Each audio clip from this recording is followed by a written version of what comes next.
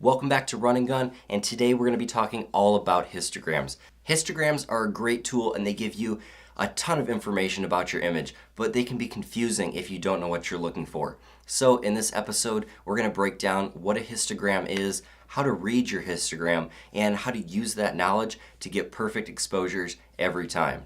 So let's roll that intro and get right into it.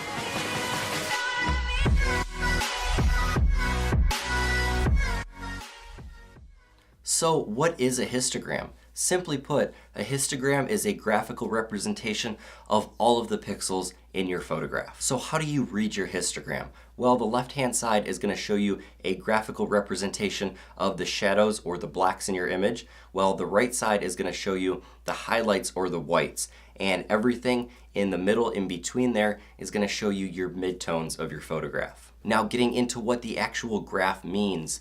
The spikes in the graph, you'll see the curve and the spikes, those are showing you the pixels in the tones. The higher the spike means the higher the amount of pixels from your image that are actually in that tonal range. So if you see a giant spike in the shadows, that is showing you how many pixels are actually in that shadow portion of your image. Or if you see a spike towards the highlights, you're going to see that's where you have a giant spike of highlight pixels or white pixels in the brighter part of your image. So what does a perfect histogram look like? If there was one, a perfect histogram would look like a bell curve, where it would be small in your shadows, where you're not getting a lot of shadows or blacks that are being clipped or not captured by your camera, and it would arc up in the midtones where most of your tones and your colors should be, and then again it would gradually fade off again in your highlights, meaning that your highlights aren't clipped off and you're not losing any data in your highlights.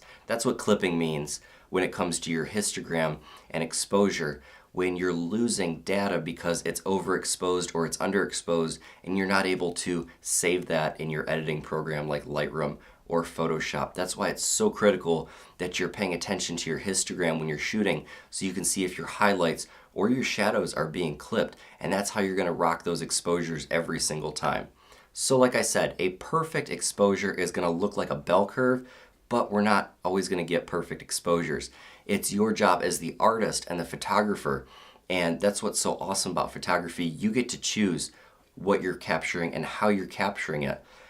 A photo can never be captured the same way by two different photographers. It's always going to be just a little bit different. It's always going to have your personality or your fingerprint on it. And that's what's awesome about photography. You're the artist and you get to choose with the limited amount of data that you can capture with a photograph. You choose what you want to capture, and that's what makes it unique to you as a photographer. So that is all for this episode. Thank you guys for joining me again this weekend. I hope you learned something. I learned a little bit in my research about histograms, some things I didn't know. So if you like this episode and you want to see more just like this, make sure you hit that subscribe button, turn on your notifications, give me a thumbs up on the video if you liked it, and as always, comment down below if you have any questions or you want to see some videos in the future.